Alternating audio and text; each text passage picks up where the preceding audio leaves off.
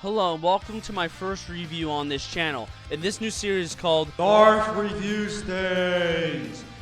We will talk about Nickelodeon All-Star Brawl 2, or NASB 2 for short. So I'm going to be talking about what I think of the game and if it's a good game or not.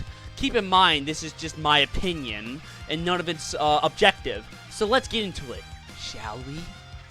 Careful, SpongeBob! Careful, SpongeBob! Careful, SpongeBob! Careful, SpongeBob! Shut up, Patrick! Shut the fuck up! So before we talk about the second game, I want to talk about the first game and where did it all go wrong and why I think the game at best is just mediocre. The problem with the first game was that there was not really enough single player content and it leaned too much into the competitive scene, which is not really that great if you want a audience to say at least for your game. And on top of that, you have people calling it a smash killer, which hurt the image even more, and it really did not help out, as a matter of fact. Even as someone who likes to play competitively, I really did not find this game interesting at all, to say the least. I don't know, I just did not like NASB 1 at all. It was just mid, to say the least. Like, mid as hell. Like, ugh, I really didn't like it.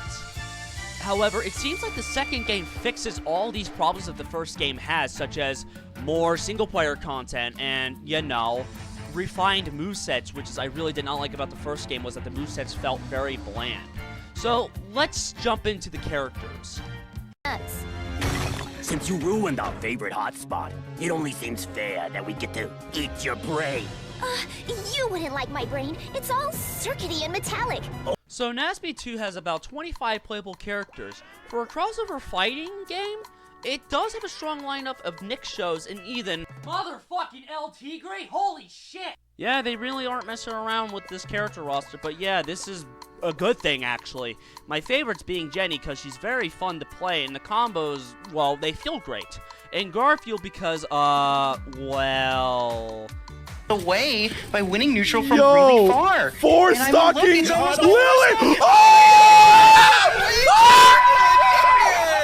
Well, that and he's just fun. As of recording this video, there are 26 characters if you include Mr. Eugene Krabs, and many more are coming. Honestly, I love how they include a lot of characters from Nickelodeon's legacy. It's really well thought out, honestly. I think them cutting 11 characters is just justified since they felt like generic fighters, specifically Sandy. I really did not like how she felt. I think this is just justified. Not every game needs to have everyone back. You can cut some characters, but you just gotta make sure you gotta replace them or something. Overall, they really did improve on the moveset, and they represent their shows very nicely for what they came from. Now on to the single player content. Actually, being a free-roaming space nomad isn't half bad. At least it's quiet and I... So in terms of single player content, there's quite a buttload of them, and it's a massive improvement over the first game. There's Pop the Slime Balloons, I hope I got that name correct, Destroy the Robots, Boss Fights, Hordes, which is, yeah, that's like part of the single-player campaign, which we'll get into, and so much more. The modes are just fun in general, just to mess around in, and the campaign mode is pretty fun, being a roguelike, and the path it allows you to choose adds a layer of strategy, I would say. All of them are pretty fun in their own right. The bosses are also pretty fun to fight, and the attacks are fitting in the same with the enemies, too. And I'm glad they have such a variety of enemies to fight from other shows instead of just generic monsters. Of course, you can't have a story mode, which I almost forgot to talk about that, without a story. So, the story here is that SpongeBob and Patrick are hanging around, blowing bubbles, you know, outside Squidward's house. And then Patrick gets abducted by a portal, and then some things happen, and yada yada yada. SpongeBob goes through another one, and that's about it, really. Overall, it's just, like, first story, it's just, yada yada yada, just generic stuff. And the main hub is where you can also get upgrades to improve your fighting capabilities so you won't die within like a millisecond, and makes things a lot more easier to get to the final boss.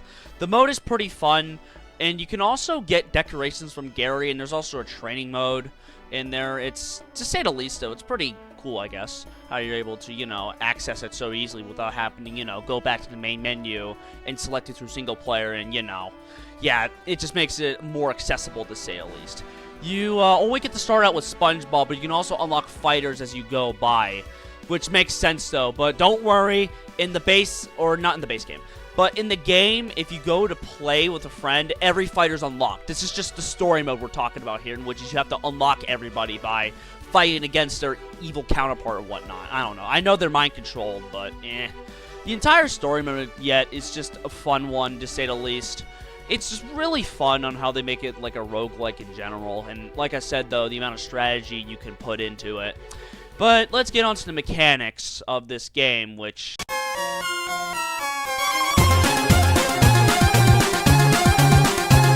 There's a lot of mechanics in this game, so let's go through them. Of course, you got your standard ones like wave dashing and ledge hogging. But you also got the slime meter, which is if you hold the left trigger, you can do a more powerful special attack than your regular special attack, which gives you more, like, options, to say the least. Like, you want, like, a more powerful version of that move, but it's a lot more slower. Or would you like more projectiles or something? Like Garfield, for example. You can summon a pie, but if you hold the left trigger, you can summon, like, a bigger pie or something. For, like, SpongeBob, his bubbles are bigger. For Jenny, her side special creates more shockwaves. You get the point. It's basically the game centered around it.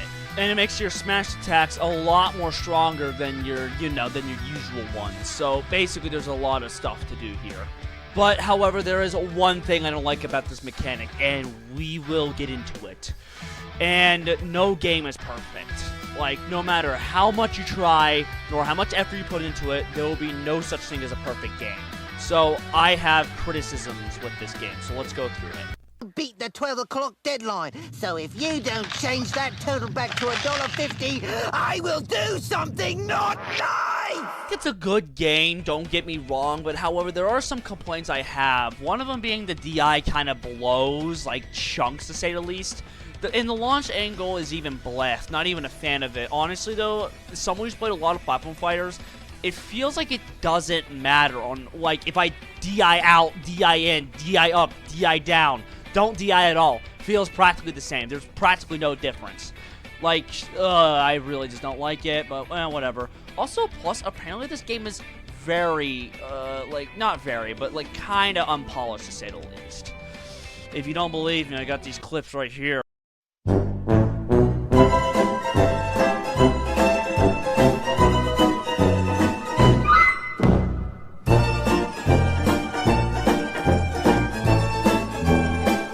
It definitely needs some more polish, especially. Like, it really is buggy. Now, another criticism I have with this game is there's a mechanic in this game that if you hold shield on the ledge and you get hit by, like, an attack, you will do a tumble animation. Now, that sounds pretty good, actually, but for me, though, I wasn't a big fan of, personally. I really just don't like it, personally, but yet again, though, I mean, it can only work on strong attacks, right? But no, you name it. Tilts, aerials, what else is there? Oh yeah? Fucking jabs work also. So, basically, any move works on this, and I hate it. I just find the mechanic to be very annoying, especially since it just becomes a game of just hoping that your opponent gets on the ledge, frickin' make a mess up, they tumble, and you forward smash them. At least that's how my games went when I played online.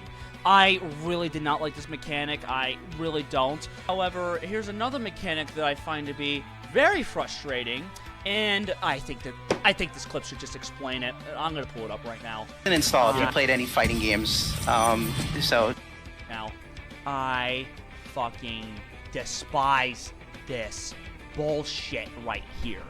Before you say anything, am I being harsh? Take it for any way you will. If you think I'm being harsh with this mechanic, alright? But I don't like it.